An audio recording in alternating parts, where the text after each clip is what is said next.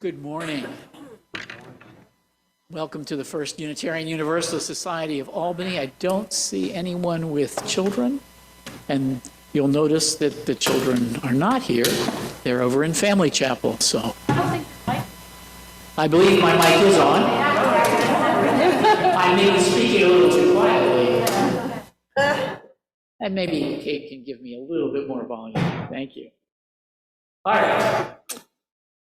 Today, I will be tackling a challenging theological topic, exploring the nature of God. I'll be examining the assertion that God is change. This framing of God shows up in Octavia Butler's Afrofuturist novels, Parable of the Sower and Parable of the Talents. John Houston is a devotee of this way of thinking and creator of GodIsChange.org website. He writes, Octavia Butler's parable books, written in the 1990s, are set in the near future in the 2030s, when the United States has all but collapsed due to economic and environmental and political pressures. Corporations hold people in virtual slavery. People live in walled neighborhoods. Theft, hunger, rape, and murder are normal outside the walls.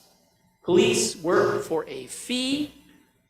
It is the resemblances to the present day that are most disturbing about these novels, including the ethno-nationalist president who promises to make America great again. Very predictive. Lauren Olamina is the prophetic teenager who narrates the story as diary entries. She's the one who feels chosen to reveal this theology.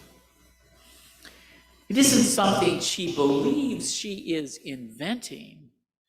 It is what she believes to be demonstrably true. She brings this theology into language that becomes scripture for a small community of refugees she gathers around her. Central to her theology is God is change. I bring this theology to you today because there are features of Butler's God is change theology that may be appealing to Unitarian Universalists, especially as we navigate the potentially difficult times that may be ahead that parallel the novel's uncanny predictive power. May we find inspiration, support, encouragement, and even hope in this unusual way of approaching God as we join together in the celebration of life.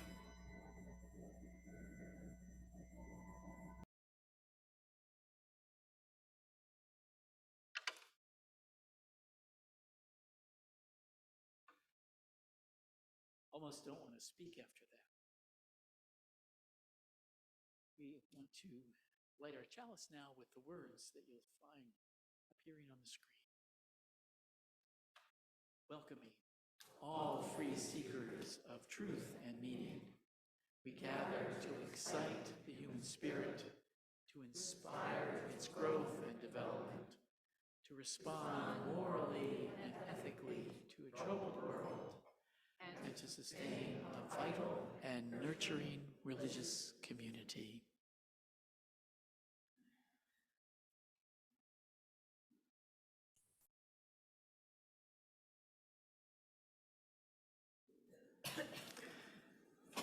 My reading for this morning are selections and words from the first 3 chapters of Octavia Butler's book, Parable of the Sower. Prophetic narrator Lauren Olamina names her writings Earthseed, Books of the Living.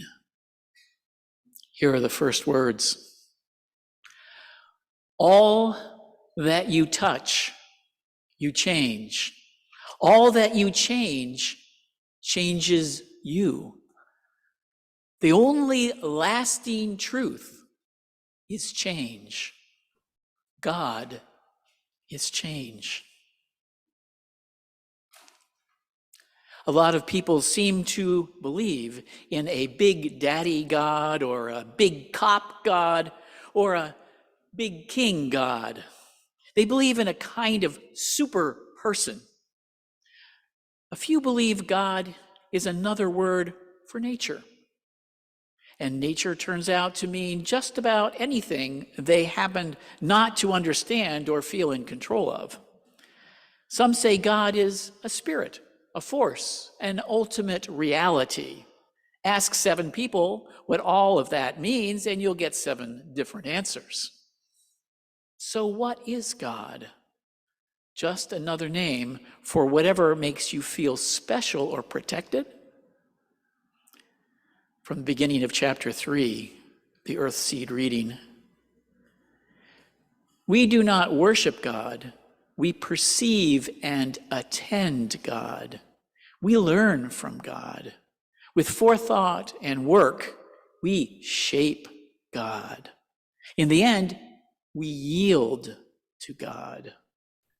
We adapt and endure, for we are Earthseed, and God is change. For what it's worth, here is what I believe. I took it. It took a lot of time for me to understand it. Then it took a lot more time with dictionary and a thesaurus to say it just right, just the way it has to be. In the past year, it's gone through 25 or 30 lumpy, incoherent rewrites. This is the right one, the true one.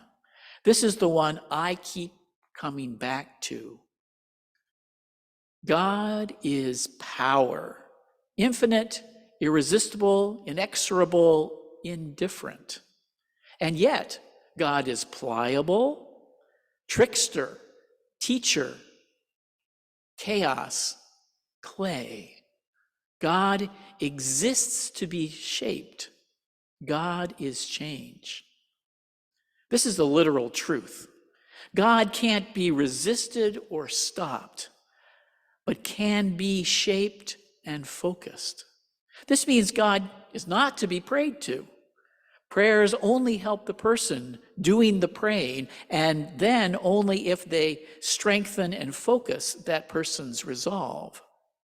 If they're used to that way, they can help us in our only real relationship with God.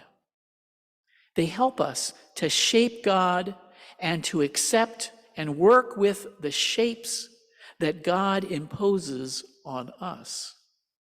God is power, and in the end, God prevails.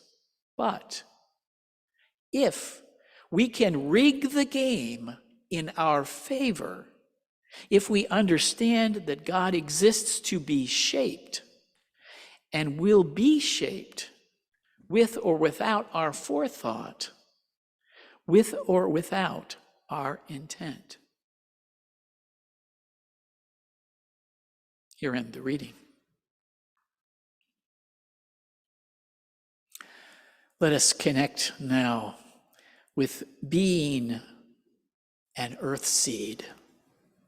Each cell in our body contains the complete description of our genome, the history of our evolutionary path, written in the language of nucleotide base pairs, abbreviated A, C, G, T.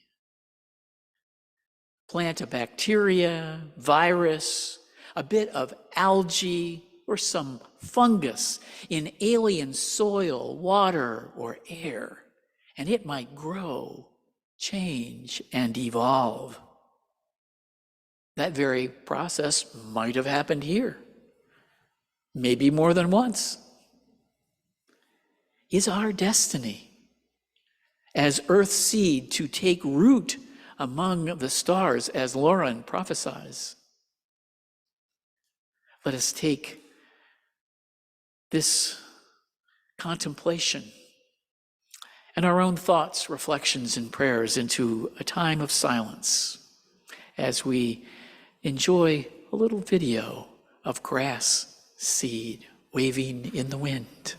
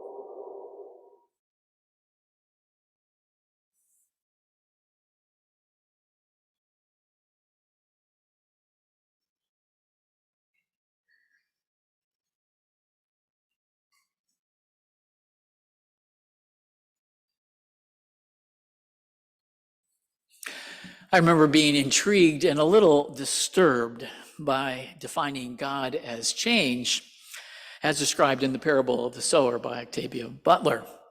I came across it during the beginning of the pandemic, listening to a chapter by chapter analysis of the book by two African American women, Adrienne Marie Brown and Toshi Reagan, on their podcast called Octavia's Parables. The book and their podcasts inspired me to create our Octavia Butler study group that meets on Sunday nights at 7 p.m., and you are happy and welcome to join if you wish after this sermon. The theology behind the expression God is change goes against just about all traditional Christian ideas about God, that you may have learned in catechism or in Sunday school. In Christianity and other religions too, God exists outside space and time because God created them. Traditional Christianity believes God is eternal. God exists outside of space and time, yet can be present in every moment of time. Along with omnipotence, omnipresence, omniscience, and omnibenevolence, or being all-powerful, present, knowing, and loving, God has another key attribute in their theology: immutability or unchangeability. God may change the course of action, get angry, or make a covenant with humanity, but God's nature or being isn't changed. What I've not ever quite understood when I contemplate this theology and how it works is the idea that then you can pray for something or someone to be rescued by God, thus changing God's mind or God's will. Within the Abrahamic religions, Judaism, Islam, and Christianity, all find strong support for a God that doesn't change. Buddhism has a little different slant on the topic because anicca, or the changing nature of existence, is a core mark of existence. The experience of liberation, however, is to have a direct experience of what doesn't change, to know nibbana or nirvana, what exists that isn't touched by birth or death, what is beyond the constant worldly change all around us. What we can all agree on is the changeable nature of human existence is troubling.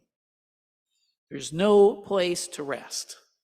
When we have what we want, it can be easily lost.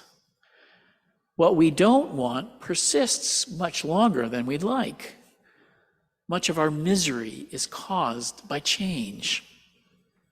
Prophet Lauren unflinchingly names the very thing that bothers us God. She argues for how it could be true. In chapter 7, she says, "I've never felt that I was making any of this up. Not the name Earthseed, not any of it. I mean, I've never felt that it was anything other than real. Discovery rather than invention, exploration rather than creation. I wish I could believe it was all supernatural and that I'm getting messages from God, but then I don't believe in that kind of God. All I do is observe and take notes, trying to put things down in ways that are powerful and simple and as direct as I feel them." Using her protagonist's words, Octavia Butler outlines faith for difficult times, times when traditional religion may not be able to offer support, times when the world is collapsing around us, the dystopian future she paints in the book. Chapter 3 gives us a framework to begin to unpack this theology. Lauren says, God is power, infinite, irresistible, inexorable, indifferent, and yet God is pliable, trickster, teacher, chaos, clay. God exists to be shaped. This definition of God is not ontological, describing the being or nature of God, but more about what God does. There is no negotiation with this God, no boundaries that can be set. It cannot be persuaded, moved, or stopped. And it doesn't care about us. This God is completely impersonal. There is no walking and talking with us and putting an arm around our shoulder to comfort us. This God is pure power, movement, energy in motion. And somehow, this God is adaptable, malleable, plastic, supple, and flexible. The parallel might be, this is my experiment here, might be to consider the sun.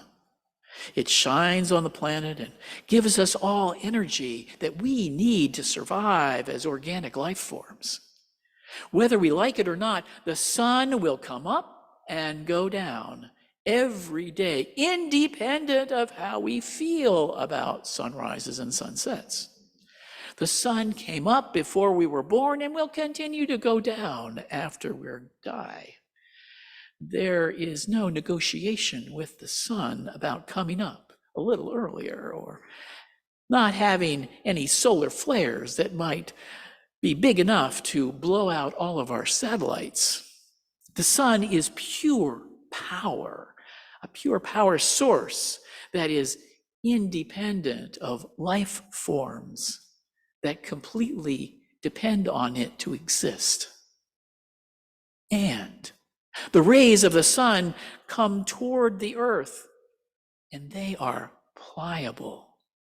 We can use them to grow food, generate electricity, drive windmills, and form clouds of water that water the land, and use the visible spectrum to see where we're going. The warmth of the sun can heat water to a pleasant temperature to take a shower, even cook a meal. The power of the sun can be used and shaped, can be our friend, even if it doesn't care about us. Lauren has a vision of how we should relate to God, even if God doesn't want or need to relate to us. With this next earthsea verse I quoted, we do not worship God. We perceive and attend God. We learn from God. With forethought and work, we shape God. In the end, we yield to God. We adapt and endure. This could be interpreted as a quasi-scientific approach. Study God, observe God, measure God, learn from God, publish papers on God, write a dissertation on God, become a God expert, studying the process of change, if God is change, seems quite reasonable. The next part, though, of the verse challenges conventional thinking. With forethought and work, we shape God. We shape change. Whether we were successful in shaping change or not, we yield to God. We adapt and endure. Lauren advocates an active rather than a passive response to the nature of God as change. In this way, God is like clay for us to mold out of God's chaotic trickster nature.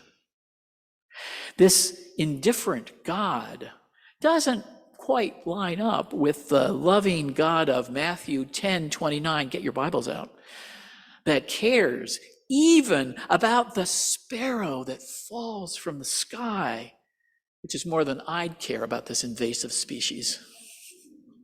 When Lauren explains her vision of God to people, they are often unmoved. This isn't a God of comfort and care, holding us in God's heart and wishing us well. This isn't a vision of God that would be waiting for our prayers so God could answer them.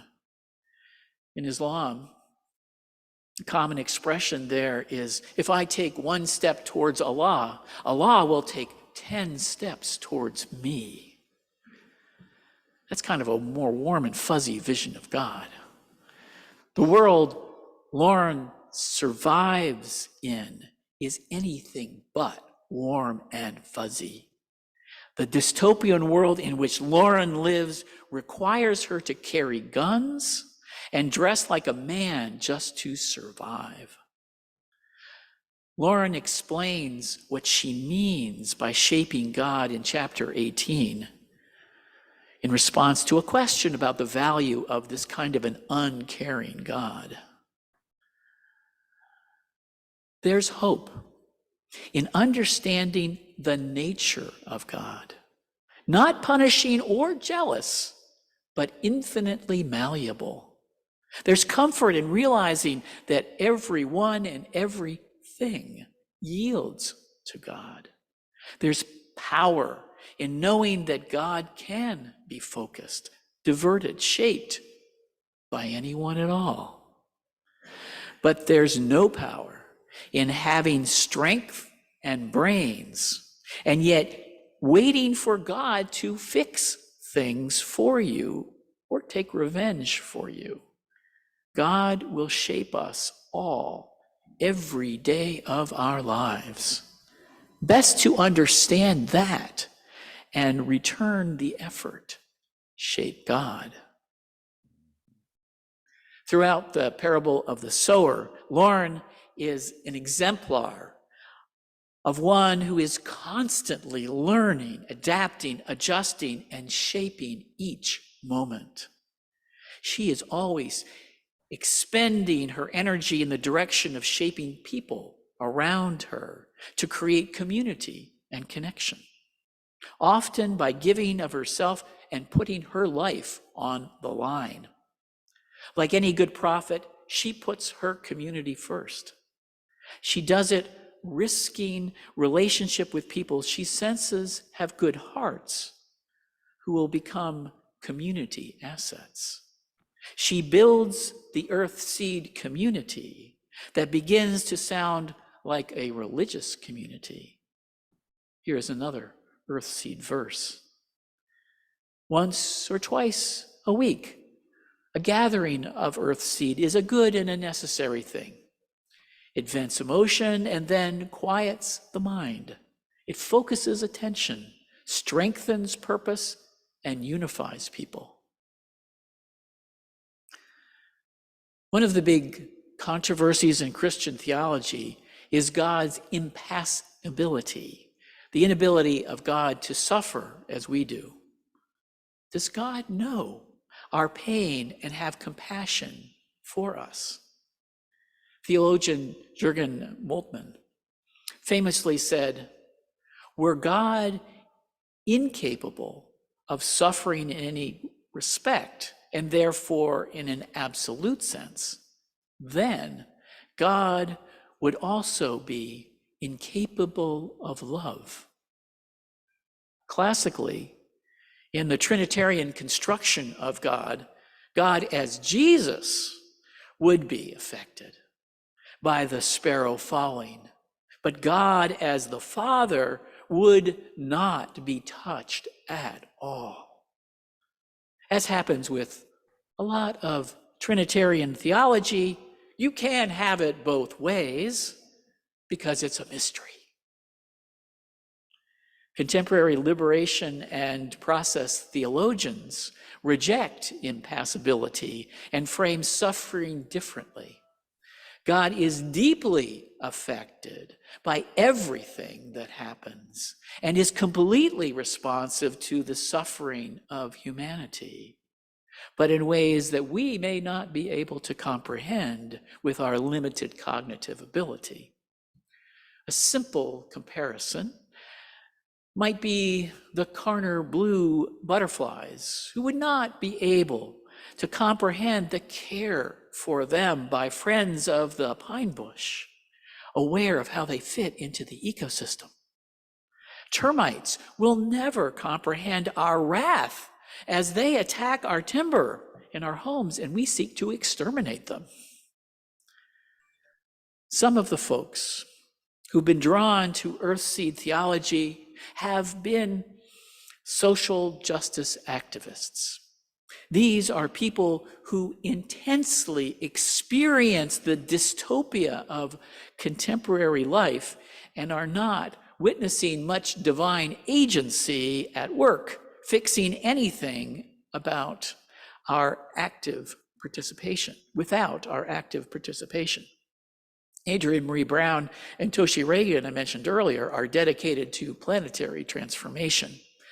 They experience most institutionalized religion as captured by the dominant patriarchal, capitalist, heteronormative, racist, ableist, gender binary that reinforce the status quo. They don't experience God as present in that status quo.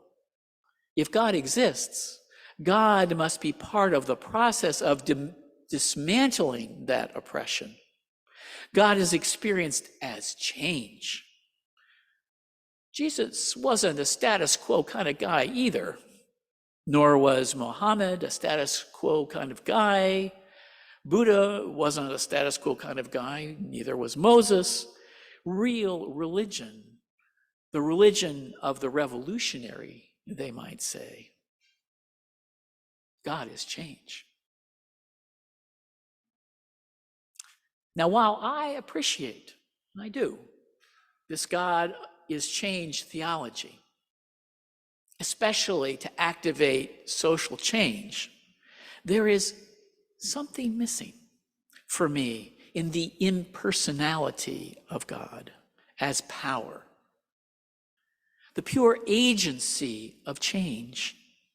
It misses the heart message, a heart dimension that has been critical to my deepest experience of human existence. For me, God is love is more meaningful than God is change. That love exists independent of what happens in the world, whether I live or die, of the changing nature of material existence. That love isn't personal per se, yet it is the foundation for our ability to exist at all. It is what we arise from and where we are going after we die. For me, this is the ground of universalism. It is the ultimate source of the comfort when things don't go the way I want them to go. A fascinating aspect of Lauren's character in this book is her hyper-empathy syndrome. She feels what other people feel viscerally in her body.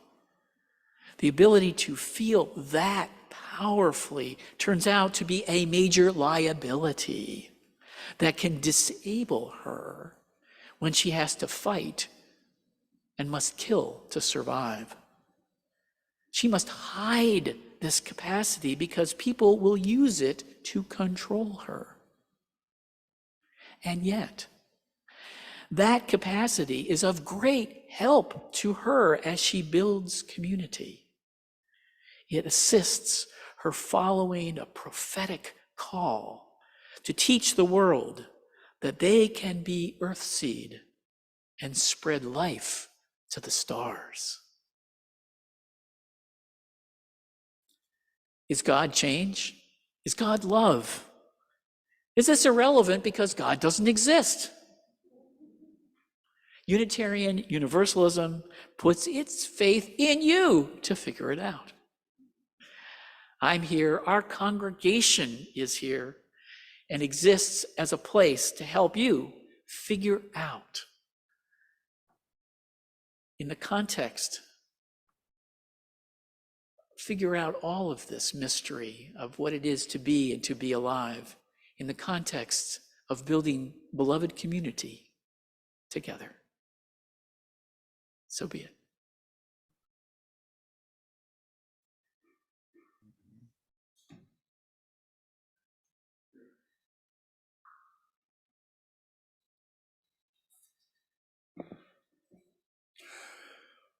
Good morning. I'm Aldo DeSalvo, and I am the service associate for today.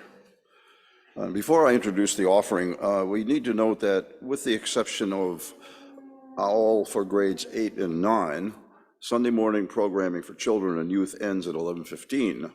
If you have children in either pre-K or through the 5th grade, please pick them up from their classrooms at that time. Older children will be released on their own at 11:15 to reconnect with their grown-ups. But please feel free to leave the service when it's time to pick up your children. And in an important way, we celebrate life each Sunday is by offering an opportunity to practice generosity. Members and friends support our congregation with an annual pledge paid throughout the year. Another way to support the good work of this congregation is by making a generous contribution as we pass the plate, or by one of the options that are shown on this next slide. If you are joining us virtually, you can click on the tiny URL link in the chat window to contribute, or you can send a text to the number shown on the screen. The examples on the slide show you how to label your text to indicate the amount and the purpose of your gift. We must now say goodbye to our Facebook friends. Consider joining us on Zoom the next time, or visit us in person at 405 Washington Avenue in Albany, New York. You can find more information at albanyuu.org. And during the offering, Olga will announce our next song. Today we'll be singing I Will Carry You by Rena Branson, a very young Jewish composer.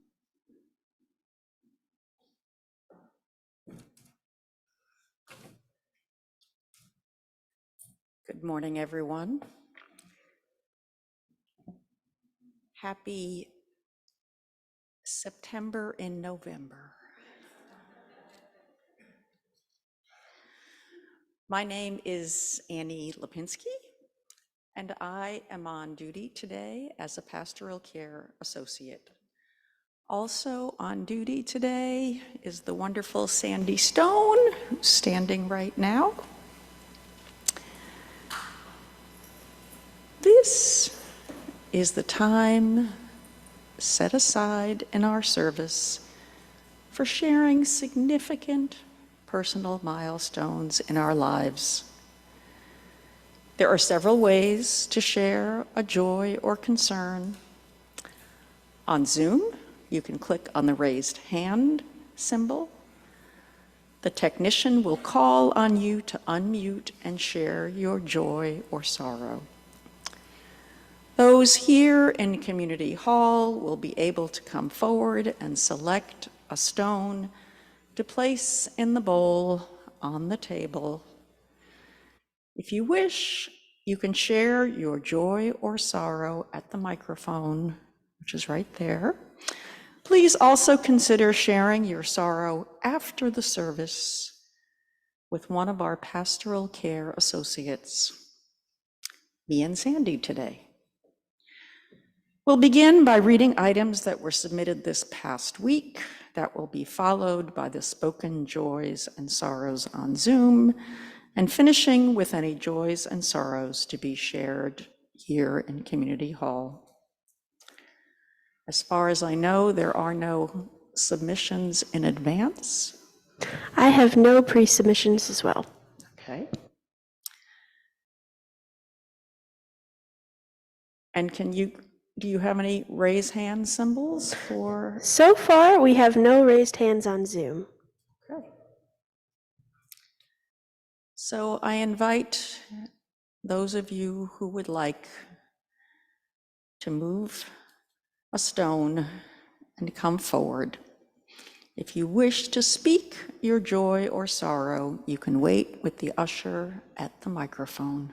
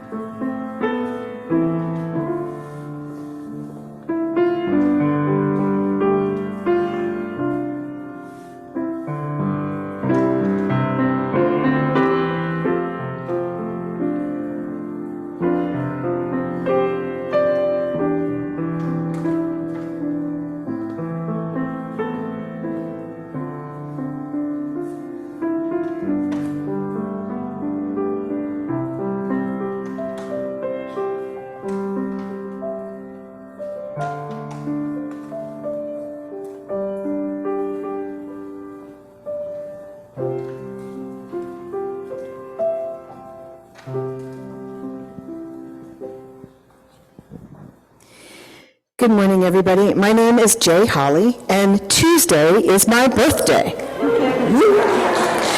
So I am throwing a huge birthday party. You are all invited. It's at your local polling place. It's all across the country. Invite your friends and your neighbors and your relatives to come out and celebrate my birthday on Tuesday with me.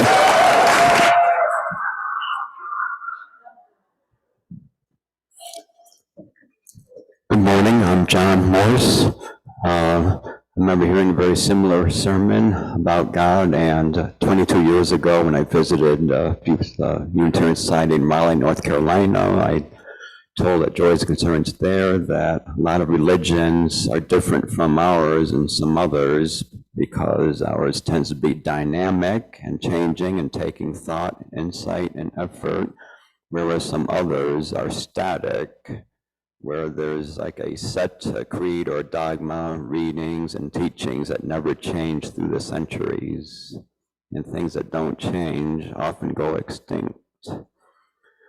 And a few milestones. I turned 60 last Thursday, and I have been in hang gliding exactly 15 of those years. I'm closing in on 1,700 flights, and I've never had an injury beyond some scratches. One last thing was I had another math puzzle recreation published in a mathematics book earlier this fall. Thanks. Good morning. I'm Jan McCracken. I'm also celebrating a birthday this week. I'm celebrating my mom, Martha Schroeder's birthday. She would have been 92. It's a celebration because I've just been thinking about it's not just about Martha. I am really celebrating all mothers this week.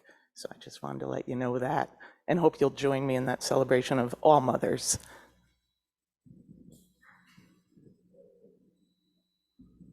Hi there, I'm Mary Applegate. First of all, I wanted to say that everybody who goes to Jay's birthday party gets a sticker. We all get presents. But the main thing I wanted to say is that a couple weeks ago, my younger daughter started a new job, and this week she said, you know, this job feels like everything I've been building up to my whole life. What else could a mother want to hear?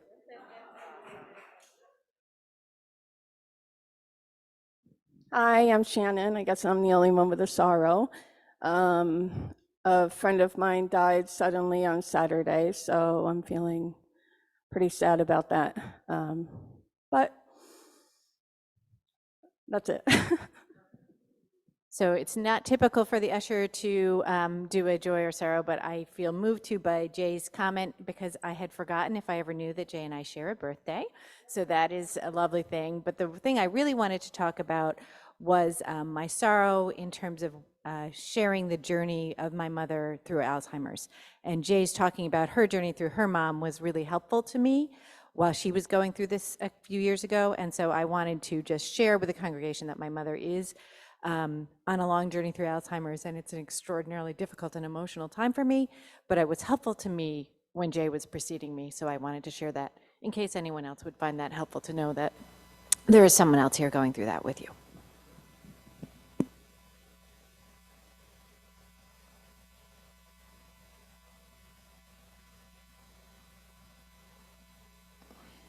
Is this on?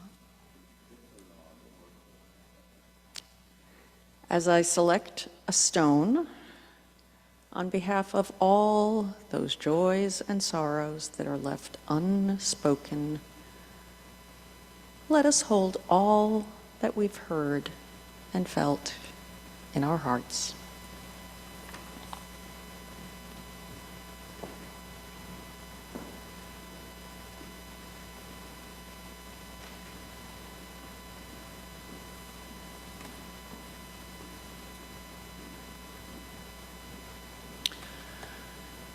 I have a petitionary prayer this morning.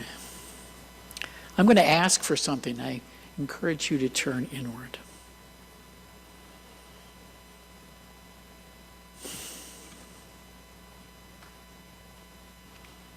Not in my lifetime has there been such a challenge to democracy. Not in my lifetime have so many elected officials embraced a lie told by a former president, unwilling to recognize he is a loser.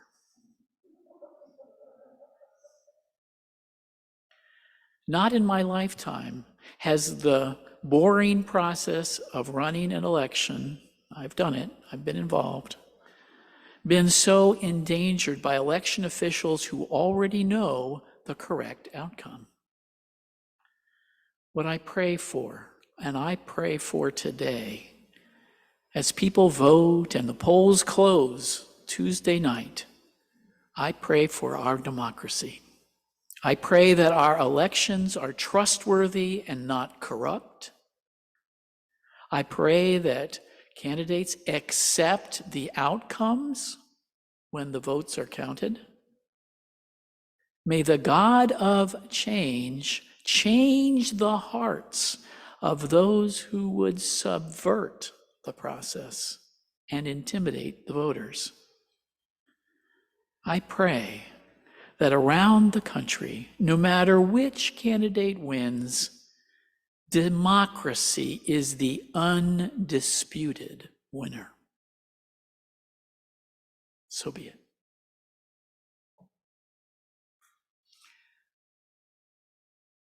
And our closing hymn. Nope. Oh, that's right. We got to get things out of order. Al, introducing guests and visitors.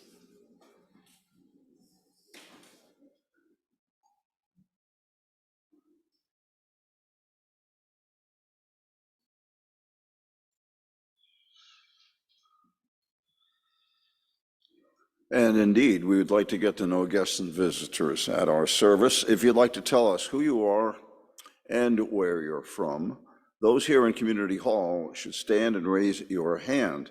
The usher will bring you a microphone so that everyone can hear you. And I would suggest that if you're wearing a mask, please take the mask down before you speak so we can definitely hear you. Those joining us on Zoom can click on the raised hand symbol. Our technician will invite you to unmute and introduce yourself. And you can also click on the visitor link you'll find now in the chat window. In Community Hall, is there anyone who would like to introduce themselves?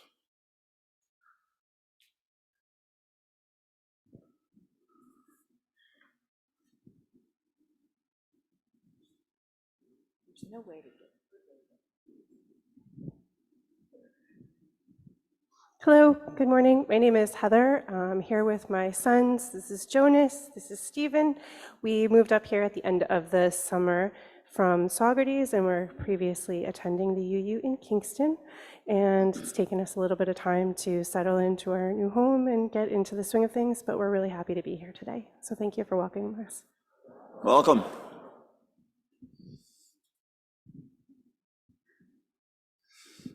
Anyone else? Okay, is there anyone, Kate, on Zoom? We have no raised hands on Zoom. Okay. Well, thank you and welcome to all who have joined us today. If you'd like to learn more about our congregation or Unitarian Universalism, you can stop by the table in the lobby and speak with Amy Lent, our welcome table host. And on Zoom, you can find in the participant window someone with welcome before their names. You can find out and reach out to that person in the chat window. There will also be opportunities to socialize and welcome newcomers after the service, both for those on Zoom and those here in Community Hall. We'll now have a community message from Paula Brewer.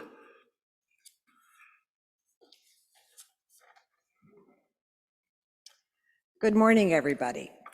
As you well know, our theme for this month, November, is change.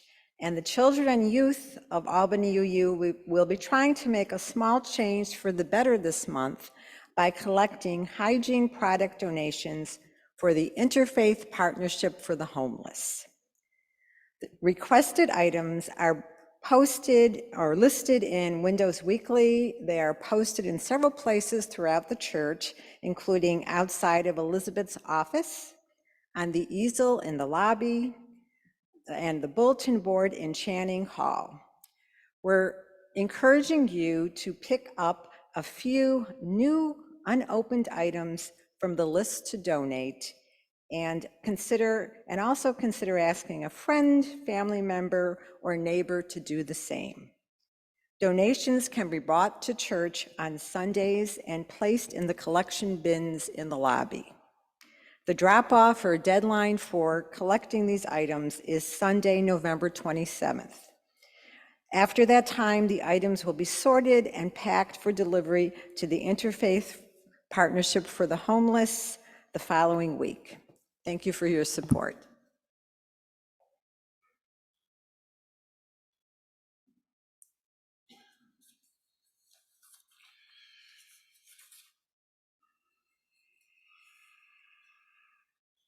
We also have these announcements that were submitted in advance.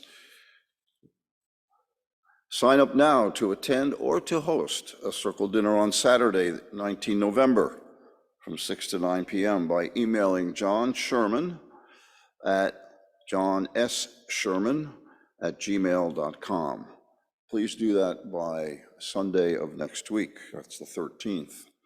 The Green Sanctuary team is sponsoring a forum on Monday, November 14th at 7 o'clock in the evening on using 100% renewable energy. And it's going to be at the Empire State Plaza. They'll be providing geothermal energy in the Sheridan Hollow neighborhood. This effort is an excellent way to support environmental justice in Albany. Come and learn what you can do to help. The presentation is by Ruth Foster and Merton Simpson. They are co-chairs of the Sheridan Hollow Alliance for Renewable Energy. The acronym is SHARE. Albany UU is participating in a Grassroots Givers Day of Simple Giving, which this year will be a month-long effort to collect household items to give to refugees and to families leaving shelter for their own apartments. We have been asked to collect regular size bottles of dishwashing liquid and kitchen towels with regular or holiday designs. A bin is set up in the coat room for your donations during this month of November. You can direct questions to Deborah Vogel, who's here in Community Hall. Deborah, you raise your hand. Or Elizabeth Barbarian. I believe she's on Zoom. And finally, a huge thank you goes out to Tina Hawk for preparing the Wheel of Life slide presentation that we all saw last Sunday. We definitely could not have done it without Tina.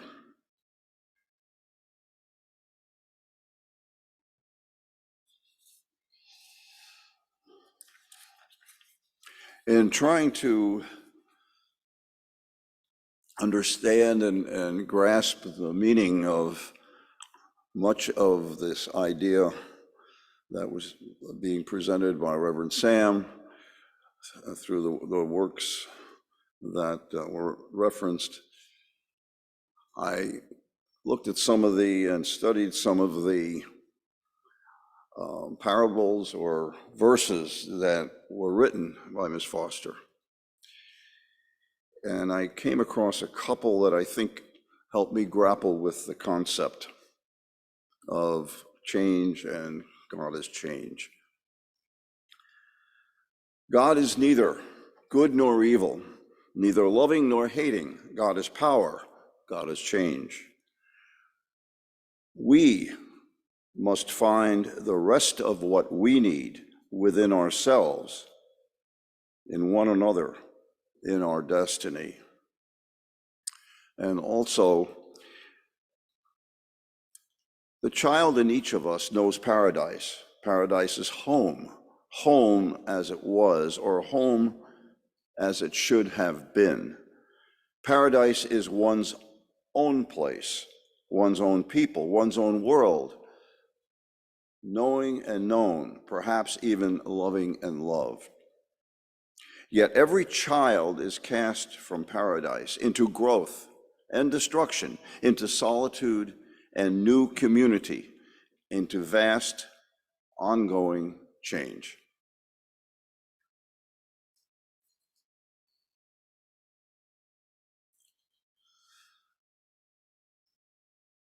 Now we will, as we distinguish the chalice, please join in the words shown on the screen. We extinguish this flame, but not the light of truth, the warmth of community, or the fire of commitment. These we carry in our hearts until we are together again.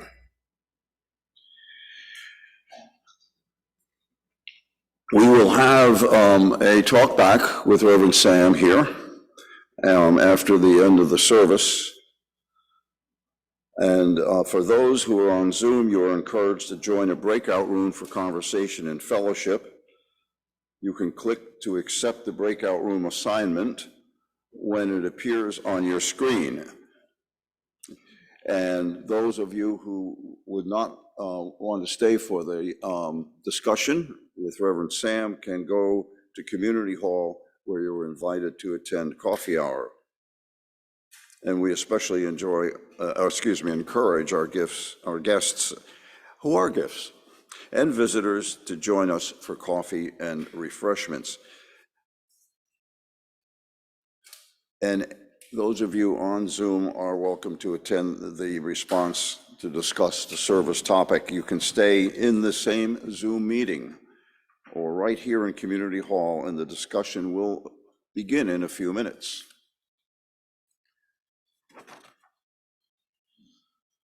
We're glad you joined us today. This does conclude our service. Please read on the screen our thanks to all those who participated today.